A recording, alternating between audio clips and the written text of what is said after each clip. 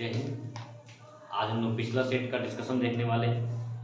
आज साइंस और जीएस का दोनों देख लेंगे, क्योंकि पिछला हम लोग साइंस का नहीं देख पाए थे, तो आज साइंस और जीएस का दोनों हम आज देखेंगे। ठीक है, तो पहला सवाल है, निम्न में से किस अधिनियम द्वारा केंद्रीय बजट को राज्य बजट से अलग किया गया था? तो केंद्रीय बजट को राज्य बजट से किस वर्ष अलग किया गया था, किस अधिनियम के तहत किया गया था? तो ये हो जाएगा भारत शासन अधिनियम 1919 के तहत किया गया था। अब देखते हैं आगे क्या दिया। 1935 भारत शासन अधिनियम 1935 में क्या हुआ था? तो भारत शासन अधिनियम 1935 के तहत अखिल भारतीय संघ का गठन करने का प्रस्ताव लाया गया था। फिर इसी के तहत 1937 का चुनाव भी हुआ था। फिर इसके तहत ही एक 1937 है ना, एक भारत है ना, भारत को म्यांमार से अलग भी किया गया था, यानी बर्मा का अलगाव इसी के माध्यम से हुआ था। ठीक है, अब देखते हैं 1892 का भारत शासन अधिनियम। इसमें क्या है, 1892 का जो अधिनियम आया था उसके तहत क्या हुआ था, भारतीयों को पहली बार बजट पर बहस करने का अधिकार मिला था। फिर है कि भारत शासन अधिनियम 1909। भारत शासन अधिनियम 1909 में क्या कहता है? भारत शासन अधिनियम 1909 के तहत पहली बार सांप्रदायिक चुनाव प्रणाली लाया गया था, अर्थात मुस्लिम और हिंदुओं के लिए अलग अलग निर्वाचन क्षेत्र बनाए गए थे। यानी यदि मुस्लिम कैंडिडेट है तो उसको केवल मुस्लिम वोटर ही वोट कर सकता है। हिंदू कैंडिडेट है तो उसको क्या करेगा, केवल हिंदू लोग ही वोट कर सकता है। तो ये प्रावधान किया था, यानी सांप्रदायिक निर्वाचन पद्धति जो है वो 1909 के भारत शासन अधिनियम में आया था। इसे ही पार्लियामेंट में सुधार करते हैं। और जो 1919 का भारत शासन अधिनियम है, जिसके तहत केंद्रीय बजट को राज्य बजट से अलग किया गया था, इसको बोलते हैं चेम्सफोर्ड सुधार। ठीक है, चलिए अब आगे बढ़ते हैं। क्वेश्चन नंबर 2 देखते हैं। भारतीय न्याय प्रणाली में लोक जनहित याचिका PIL, पब्लिक लिटिगेशन, ठीक है, तो इसके तहत जो हुआ था लोक जनहित याचिका की अवधारणा किस देश से ली गई है? तो ये जो अवधारणा है ये लिया गया था USA से लिया गया था। ठीक है, इसका जन्म जो हुआ था, कम समझिए कि इसका शुरुआत जो है USA से हुआ, और भारतीय जो न्याय पद्धति में है वो अपनाया गया था, USA से अपनाया गया। ठीक है, चलिए आगे 3 नंबर देखते हैं। राज्य पुनर्गठन से संबंधित JVP, जे कुल जवाहरलाल नेहरू, सरदार वल्लभ भाई पटेल और पी से बोले पट्टाभी सीतारमैया समिति ने कब अपनी सिफारिश सरकार के समक्ष पेश की? इसका गठन हुआ था लास्ट दिसंबर में हुआ था, दिसंबर 1948 में। और इन्होंने कुछ मंथ के बाद यानी 1949 में इन्होंने अपना रिपोर्ट पेश कर दिया था सरकार को। तो ये गठन 1948 और इन्होंने रिपोर्ट कब दिया? 1949 में किया था। ठीक है, इन्होंने भी भाषा के आधार पर राज्य का गठन को अस्वीकार कर दिया था। ठीक है, आगे भारत शासन अधिनियम 1935 के तहत प्रस्तावित प्रणाली थी। तो अब कह रहा है, अभी हम आपको 1935 के बारे में बताया, अखिल भारतीय संघ। इसका सही आंसर हो जाएगा 4 का ए नंबर, अखिल भारतीय संघ का प्रस्ताव किया गया था, लेकिन उसको गठन नहीं हो पाया था।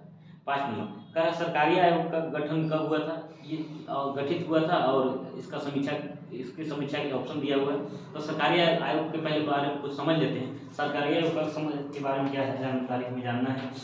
सरकारी आयोग का गठन जो हुआ था 1983 में हुआ था। इसका रिपोर्ट 1987 में आया। सरकारी आयोग का संबंध किससे है? तो केंद्र और राज्य के बीच जो समस्याएं हैं या जो मनमुटाव है उसके बीच है ना, उसको सुलझाने के लिए आया था, सरकारी आयोग का गठन किया गया था। ठीक है, इसके बाद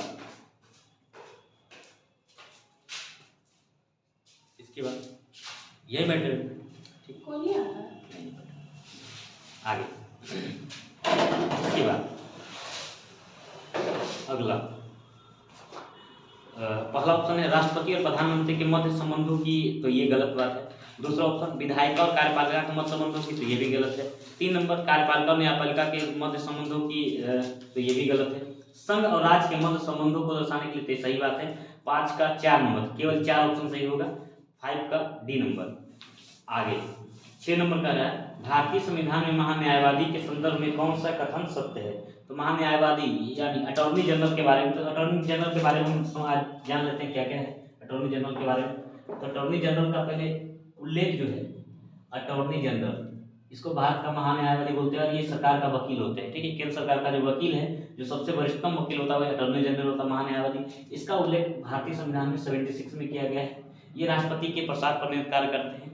और ये दोनों सदन में यानी लोकसभा और राज्यसभा दोनों में ये उसके है ना बैठकों में ये भाग ले सकते हैं, अपना विचार रख सकते हैं, बोल सकते हैं। केवल ये मतदान नहीं कर सकते हैं। तो अटॉर्नी जनरल को मतदान करने का अधिकार नहीं है, बोलने का, सुझाव देने का, सदन में भाग लेने का, यानी संसद के दोनों किसी भी सदनों में है ना, संसद के दोनों सदनों में बैठकों में भाग लेने का अधिकार है, इनको बोलने का अधिकार है, केवल मतदान करने का अधिकार नहीं है।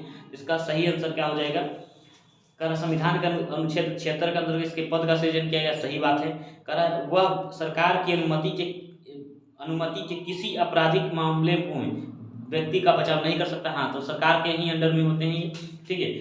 तीसरा नंबर कह रहा है वह संसद की संयुक्त बैठक में भाग ले सकता है एवं अपना मत भी दे सकता है। तो गलत बात है, संयुक्त अधिवेशन में भाग तो ले सकते हैं लेकिन मतदान नहीं कर सकते हैं। इसका सही आंसर क्या हो जाएगा? 1 और 2 सही हो जाएगा, 6 का C नंबर। अब 7 नंबर देखते हैं। कह रहा है पंचायती राज संस्थाओं में आरक्षण संबंधी प्रावधान की चर्चा की गई है। तो देखिए, आरक्षण का बात जब भी करेगा तो आरक्षण जो है, सबसे पहले हम अब बिहार से रिलेटेड जो है, तो बिहार सरकार ने 2006 का एक अधिनियम पारित किया, पंचायती राज व्यवस्था से संबंधित एक एक्ट लाया 2006 में, और उसके तहत है ना उन्होंने क्या किया, महिलाओं को जो आरक्षण है वो 33% से बढ़ाकर अब इन्होंने कितना कर दिया, 50%। तो ऐसा करने वाला बिहार भारत का पहला राज्य है जो जिन्होंने महिलाओं के सीटों का आरक्षण कितना परसेंट कर दिया, 50% कर दिया।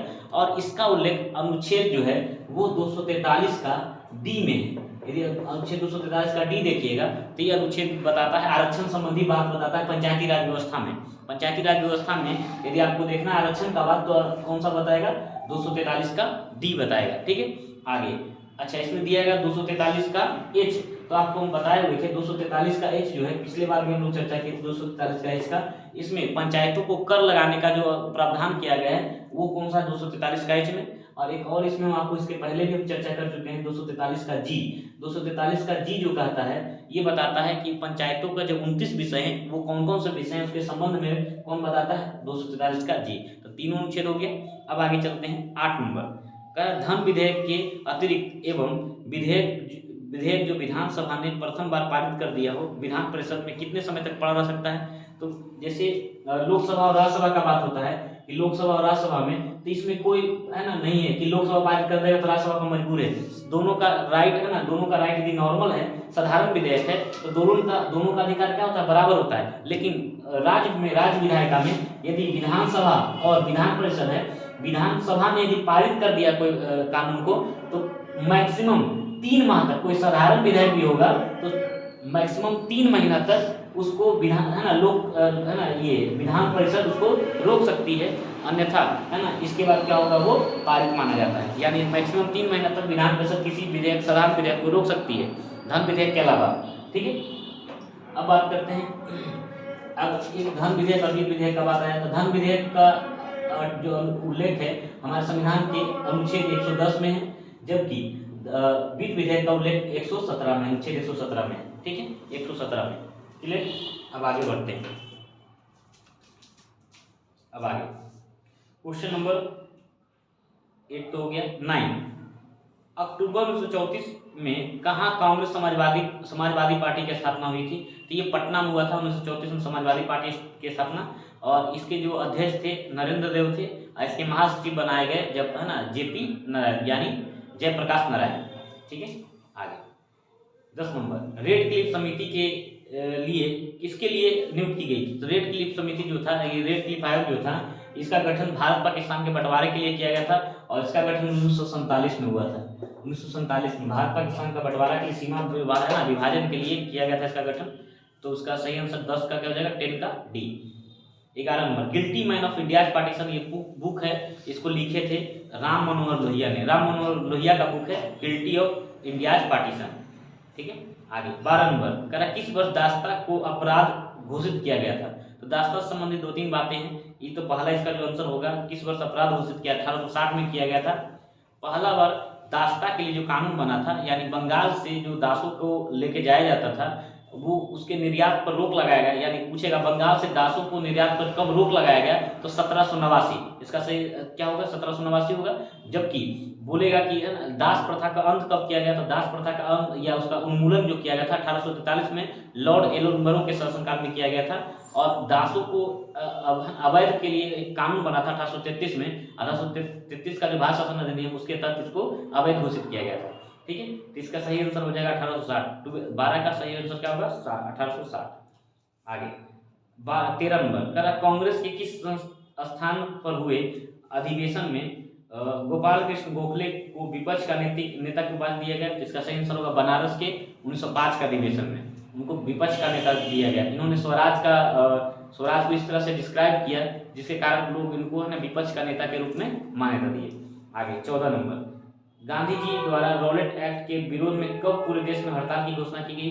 रॉलेट एक्ट पहले आया कब था, तो 19 मार्च 1919 को रॉलेट एक्ट लागू हुआ था और इसके विरुद्ध उन्होंने 6 अप्रैल 1919 को इन्होंने देशव्यापी हड़ताल की घोषणा किए थे। ठीक है, 6 अप्रैल 1919 को। ठीक है, रॉलेट एक्ट क्या था, इसमें क्या था, बिना अपील, बिना दलील और बिना वकील का ये कानून था, यानी इसको अंधा कानून भी बोला गया। इसके तहत आपको 2-3 लोग, जैसे आज का 144 धारा 144 होता है, उसी तरह का था। आप 2-3 लोग मिलकर है ना ग्रुप में आप बाहर बात नहीं कर सकते, ज़्यादा भीड़ नहीं लगा सकते, नॉर्मल जो था इमरजेंसी के रूप में था ये रॉलेट एक्ट। ठीक है, चलिए आगे 15 नंबर का है, भारत सरकार अधिनियम 1935 को किसने गुलामी का अधिकार पत्र कहा है। जवाहरलाल नेहरू ने इसे कहा था गुलामी का अधिकार पत्र है ये। ठीक है, 16 नंबर, बिहार में लोटा विद्रोह। लोटा विद्रोह क्या था, 1856 में हुआ था। ये कहाँ हुआ था, मुजफ्फरपुर में हुआ था।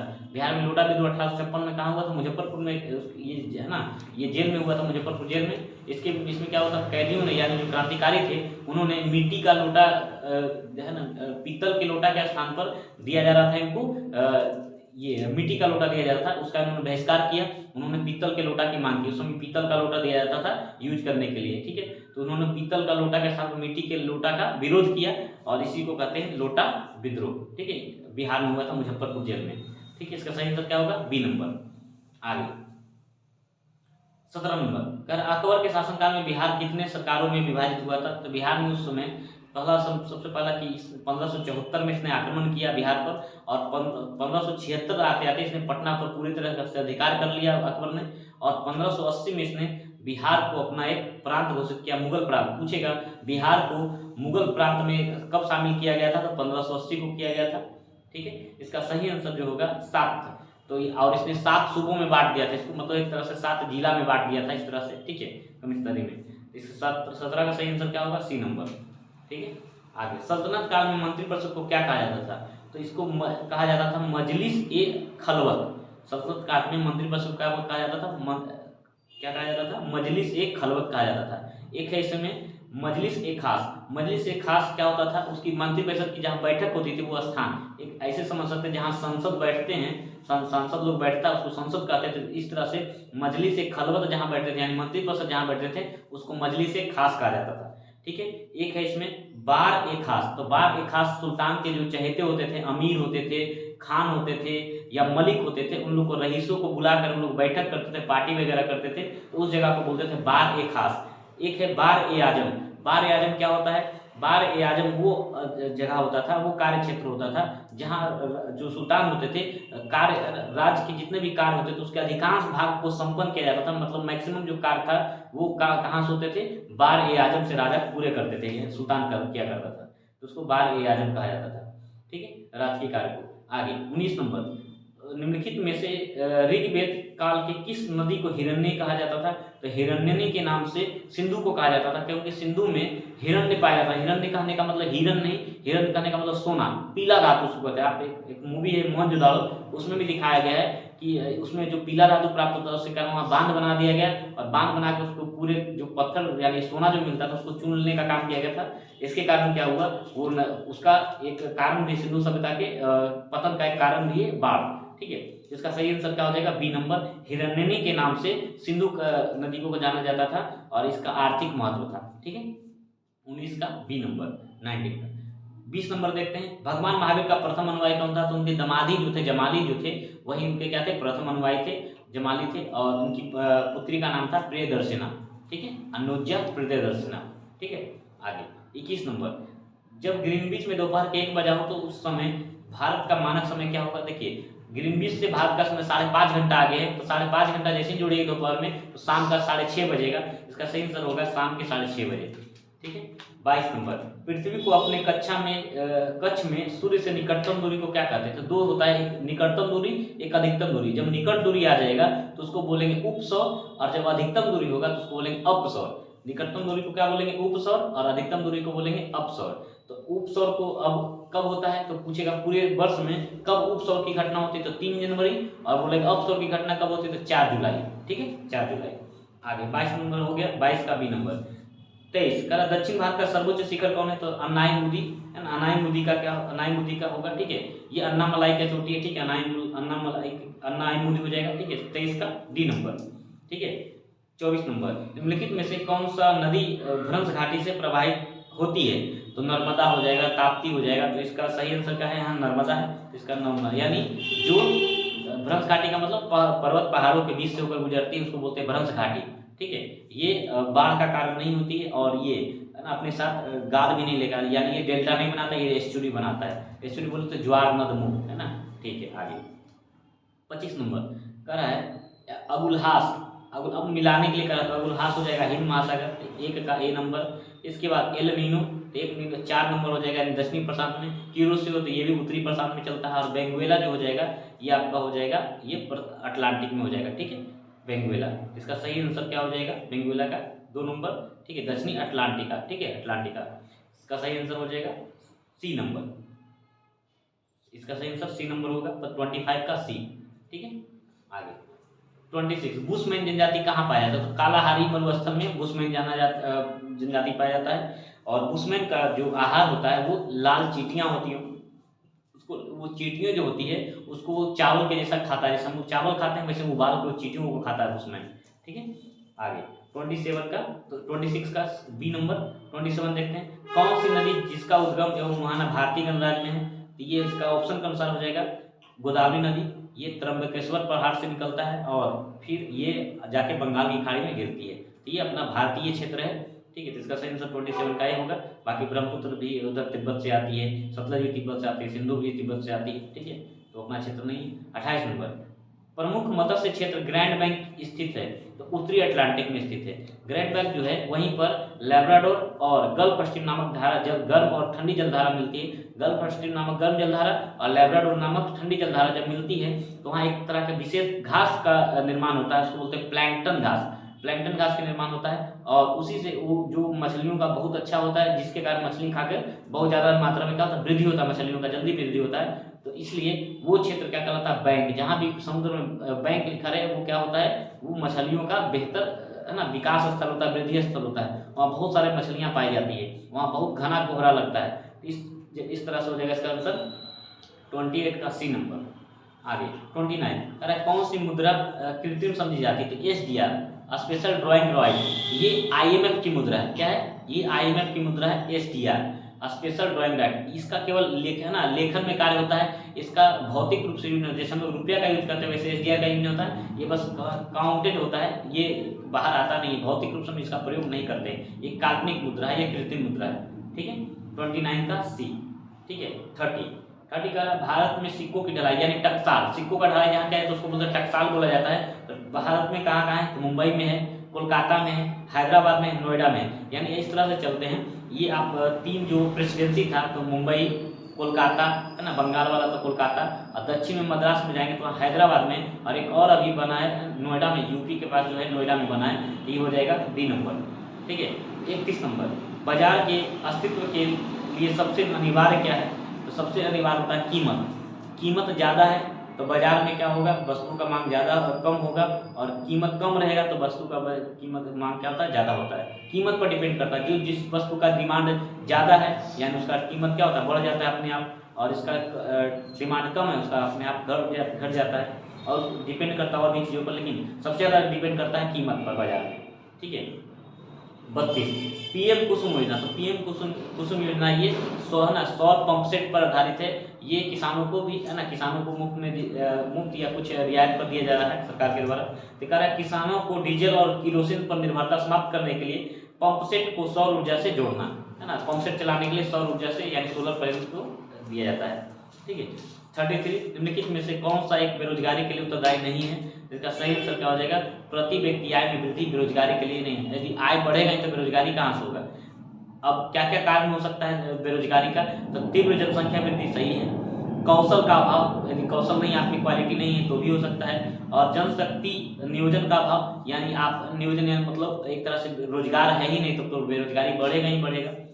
34 नंबर कह रहा बिहार में पंचायती निकायों में महिलाओं का 50% आरक्षण किस वर्ष प्रदान किया गया? अभी हम आपको डिस्कस किए 2006 में। इसका सही आंसर 2006 हो जाएगा। और कौन सा अनुच्छेद हो जाएगा? 243 का डी। 34 का बी नंबर। 35 नंबर भंडारी समिति किससे संबंधित है? तो भंडारी समिति का संबंध किससे हो जाएगा?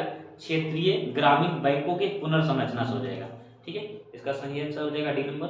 36 नंबर सुशासन पुरस्कार योजना की शुरुआत किस राज्य सरकार द्वारा किया गया? तो ये किया गया हरियाणा के द्वारा किया गया। रिफॉर्म नेशन पुस्तक किसका है? तो ये गौतम चिकरमाने का है। 37 का ए नंबर। 38 19वां नैम शिखर सम्मेलन 2023 का आयोजन कहाँ किया गया? तो युगांडा में किया गया। अच्छा, नैम का फुल फॉर्म क्या होता है? Non alliance movement. इसका स्थापना ये एस्टैब्लिश कब हुआ था? 1961 में हुआ था। और जवाहरलाल नेहरू का इसमें बहुत ज़्यादा बड़ी भूमिका है इसमें नैम को स्थापित करने में, ठीक है। नॉन अलियांस मूवमेंट, ठीक है, 1961 में इसकी स्थापना हुआ था। अभी वर्तमान में 120 देश है इसमें। आगे 39 अर्जुन अवार्ड 2023 से सम्मानित तरुण ढिल्लो का संबंध किस खेल से है? तो पैरा बैडमिंटन से है। मैन बुकर अंतर्राष्ट्रीय 2023 से सम्मानित जॉर्जी गोस्पोदिनोव का संबंध किससे है? बुल्गारिया से। किससे है? बुल्गारिया से, ठीक है। इन्होंने एक पुस्तक लिखा था टाइम शेल्टर। इनका पुस्तक का नाम क्या था? टाइम शेल्टर, ठीक है। 41 कह रहा वैश्विक आतंकवाद सूचकांक 2023 में कौन सा देश शीर्ष पर है? इसका सही आंसर हो जाएगा अफगानिस्तान। कौन सा? अफगानिस्तान। आगे उच्च शिक्षण संस्थानों को रैंकिंग में किसे सर्वश्रेष्ठ विश्वविद्यालय का खिताब दिया गया? तो ये हो जाएगा IISc बेंगलुरु, ठीक है। 42 का ए नंबर। 43 का क्या है? 43 का जो है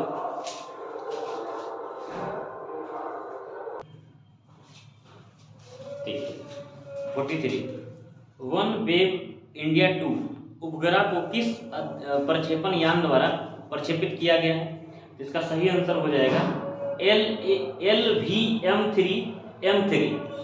ऑप्शन नंबर सी। 43 का सी। 44 का पापुआ न्यू गिनी के नए प्रधानमंत्री कौन बने हैं? तो PM कौन हो जाएंगे? जेम्स मारेट। 44 का ए नंबर। 45 का एशियन गेम्स 2023 में भारतीय महिला कबड्डी टीम ने कौन सा पदक जीता है? तो स्वर्ण पदक जीता है।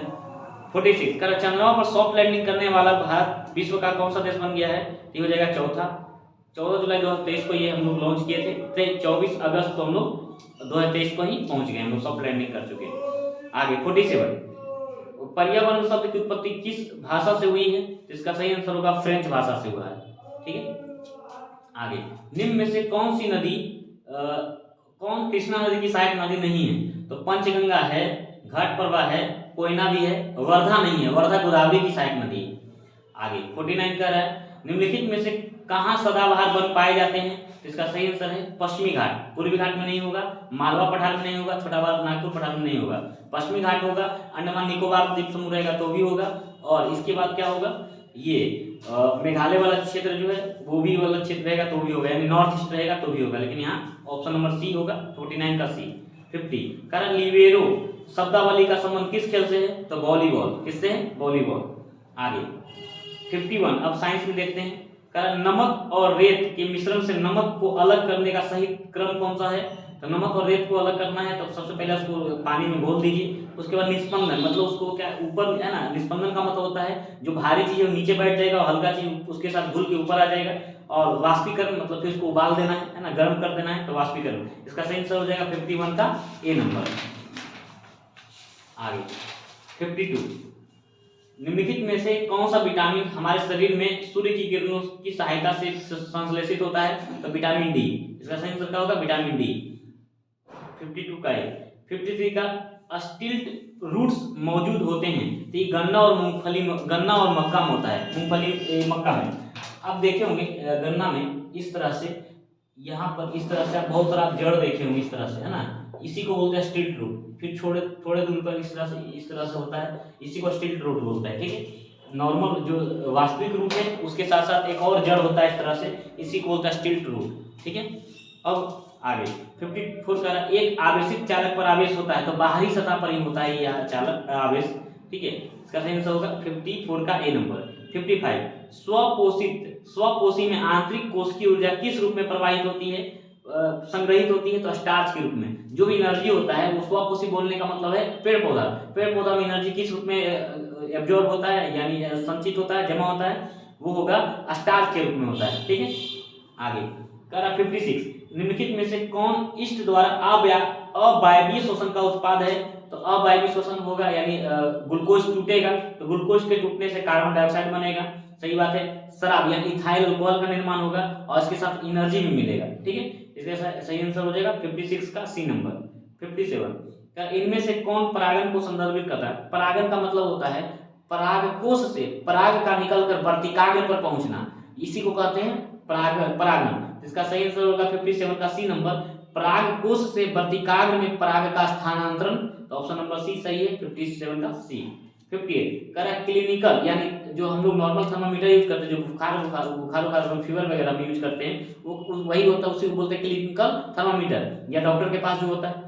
इसका प्रास पूछ रहा सीमा कितना होता है, तो 35 डिग्री से 42 डिग्री तक इसकी सीमा होती है वहां तक, ठीक है। हम लोग का नॉर्मल जो टेम्परेचर होता है शरीर का वो 37 डिग्री के आसपास होता है, और उसके बाद वो रिज्यूम कर थोड़ा ज्यादा बड़ा रहेगा कम रहेगा तो बताता है, ऐसे तो फॉरेनहाइट में बताता है, ठीक है। आगे 59 गैस के अणुओं की गतिज ऊर्जा बढ़ जाती है कब, तापमान में वृद्धि करेंगे तो गतिज ऊर्जा क्या होगा, बढ़ जाएगा, उसके अणु क्या होंगे आपस में मूव करना शुरू कर देंगे। इसका सही आंसर क्या हो जाएगा 59 का बी नंबर। 60 नंबर का इलेक्ट्रिक हीटर परिवर्तित करते हैं तो विद्युत ऊर्जा को उष्मीय ऊर्जा में। जैसे इलेक्ट्रिक हीटर क्या करता है, हम उसको बिजली से जोड़ते हैं यानी विद्युत ऊर्जा देते हैं, तो वो क्या करता है गर्म कर देता है, कोई पानी को गर्म करता है या बर्तन को गर्म करता है तो उष्मीय ऊर्जा में बदलता है। इसका सही आंसर क्या हो जाएगा 60 का डी नंबर, ठीक है। 61 करा ENT, ई से बोले ईयर, एन से नोज और टी से थ्रोट, ठीक है। तो ENT कान नाक गला के डॉक्टर, है ना, जांच के लिए कौन सा दर्पण का यूज करते हैं, तो अवतल दर्पण का प्रयोग करते हैं ना, अवतल दर्पण। इसका आंसर हो जाएगा बी नंबर।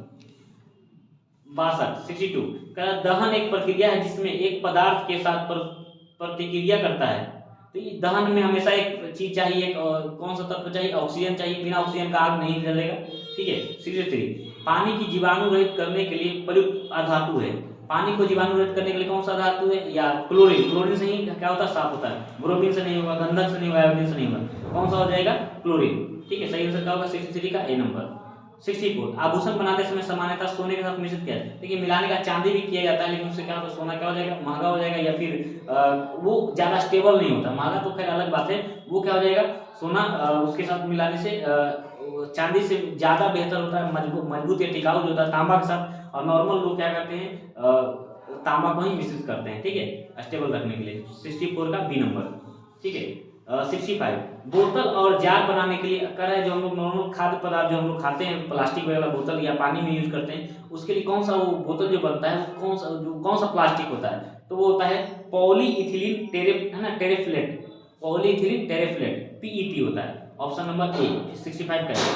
66 कह रहा किसी ध्वनि की पिच के किसके द्वारा मापा जाता है, तो ध्वनि का जो पिच होता है, ये ध्वनि का एक क्वालिटी गुण है, तो इसके जो ये आवृत्ति से मापा जाता है, किससे मापा जाता है, फ्रीक्वेंसी से। जिसका फ्रीक्वेंसी ज्यादा होगा उसका पिच ज्यादा होगा और उसका ध्वनि पतला होगा, जैसे लड़कियों का या महिलाओं का जो आवाज होता है वो पतला होता है, क्योंकि उनकी आवृत्ति क्या होती है ज्यादा होती है, और आवृत्ति उसका ज्यादा होगा तो पिच भी ज्यादा होगा, इसलिए उसकी क्या होता है पुरुषों के अपेक्षा महिलाओं का जो आवाज होता है पतला होता है, जबकि पुरुष का जो आवृत्ति है फ्रीक्वेंसी होता है कम होता है, इसके कारण पिच कम होता है, उसका जो आवाज होता है वो है ना कड़वाहट, या उसको बोलते हैं कड़ापन, है ना, कठोर आवाज होता है।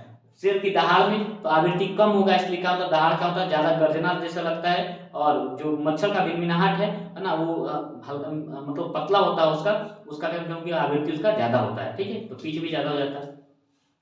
अब हो जाएगा सही क्वेश्चन नंबर कितने पे हम लोग, क्वेश्चन नंबर 66 पे थे, 66 का ऑप्शन नंबर ए हो जाएगा। 67 निम्नलिखित में कौन रक्त के संचरण में मदद करता है, तो एरिथ्रोसाइट, एरिथ्रोसाइट क्या होगा रेड ब्लड का है, ठीक है, तो रेड ब्लड का RBC का ये एक आरबीसी को बोलते हैं एरिथ्रोसाइट, ठीक है, तो इसका सही आंसर हो जाएगा 67 का ए नंबर, ठीक है। लिम्फोसाइट किसको कहा जाता है, तो लिम्फोसाइट हो जाएगा, है ना, वो डब्ल्यूबीसी का पार्ट हो जाएगा, ठीक है। सही आंसर 67 का ए नंबर। 68 इसमें से कौन बल की इकाई नहीं है, देखिए जूल ऊर्जा की इकाई है, इसलिए सही आंसर क्या हो जाएगा सी नंबर। पाउंड, तो पाउंड एफपीएस मात्रक होता है, एफपीएस फुट पाउंड सेकेंड होता है, तो ये हो जाएगा क्या इसका सही आंसर ए नंबर। डाइन हो जाएगा इसका सीजीएस मात्रक होता है, और न्यूटन तो उसका एमकेएस में या एसआई मात्रक होता है, और 1 न्यूटन बराबर 10 के पावर 5 डाइन होता है, ठीक है, 1 न्यूटन बराबर 10 के पावर 5 डाइन। 68 का सही आंसर सी नंबर होगा। 69 1 मीटर का 10वां लाख भाग क्या होगा, तो 1 मीटर का 10वां लाख भाग जब आप कीजिएगा उसको तो क्या हो जाएगा 1 माइक्रोमीटर आपको मिलेगा। 70 निम्नलिखित में से कौन सा एक नाभिक का भाग नहीं है, तो नाभिक का भाग सेंट्रोसोम नहीं होगा। सेंट्रोसोम कोशिका विभाजन में मदद करता है, ये नाभिक का भाग केंद्र का भाग नहीं होता है। क्रोमैटिन तो उसी में न्यूक्लियस में पाया जाता है, न्यूक्लियस तो है ही, न्यूक्लियोप्लाज्म उसमें पाया जाने वाला द्रव गाढ़ा द्रव जो केंद्र में पाया जाता है उसको क्या बोलते हैं, न्यूक्लियोप्लाज्म। 71 किन रसायनों के जैव आवर्धन से मानव में मिनी माता रोग या आइटाइटाई, तो मिनी माता जो होगा वो पारा के कारण होता है, आइटाइटाई जो होगा वो कैडमियम की कमी से, कैडमियम की अधिकता के कारण होता है, ठीक है, आइटाइटाई कैडमियम की अधिकता के कारण और मिनी माता पारा के कारण। मिनी माता एक शहर है, एक जगह है जापान में, वही वहां फैला था पहली बार, ठीक है, इसके कारण इस रोग को पारा की अधिकता के कारण मछली विषाक्त मछली के कारण हुआ था, ठीक है, तो उसको बोला गया मिनी माता रोग, ठीक है, क्योंकि वहीं से फैला था। 71 का ए नंबर। 72 का निम्नलिखित में से कौन सा रोग वायु द्वारा संचारित होता है, तो क्षय रोग और निमोनिया दोनों का, टीबी और निमोनिया जो है दोनों क्या होता है वायु के द्वारा संचारित होता है। 72 निम्नलिखित में से कौन गर्म रक्त है, तो याद रखिएगा कि हमेशा दो याद रखिए, एक पक्षी और एक स्तनधारी, ठीक है, पक्षी वर्ग और स्तनधारी हमेशा क्या होगा हॉट ब्लडेड होगा, ठीक है, वो हॉट ब्लडेड होगा यानी गर्म रक्त का होगा, ठीक है, और शीत रक्तीय जो होगा वो हमेशा क्या होगा मछली वर्ग का होगा, उभयचर होगा और सरीसृप, ये तीनों जो होगा शीत रक्तीय यानी कोल्ड ब्लडेड होगा, ठीक है। एक वार्म ब्लडेड होता है, एक होता है कोल्ड ब्लडेड, तो वार्म ब्लडेड जो होगा वो मनुष्य यानी स्तनधारी और पक्षी होगा, स्तनधारी और पक्षी वर्ग जो होगा वो वार्म ब्लडेड होगा, गर्म, ठीक है। आगे 74 शरीर का कौन सा अंग ग्रोथ हार्मोन रिलीजिंग फैक्टर पैदा करता है, तो हाइपोथैलेमस, ये कौन पैदा मतलब ऐसा कंडीशन बनाता कौन है, हाइपोथैलेमस, ठीक है। आगे 75 नंबर।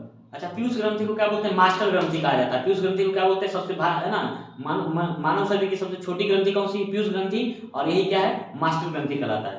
75 विकासवादी सिद्धांत के अनुसार एक नई प्रजाति का गठन सामान्यता किसके कारण होता है, तो कई पीढ़ियों में विविधता के कारण का संचय होता है, तो एक नई प्रजाति का निर्माण होता है। अब 75 का आंसर बी होगा। और विकासवाद का सिद्धांत किसने दिया था, डार्विन ने दिया था। तो आज के लिए इतना ही। अब आपका डिस्कशन साइंस और जीएस का जो था पिछले सेट का वो हो गया। अब हम लोग कल जो देखेंगे वो होगा आपका नया सेट होगा, उसके बाद हम लोग डिस्कशन में मिलेंगे। ओके, धन्यवाद।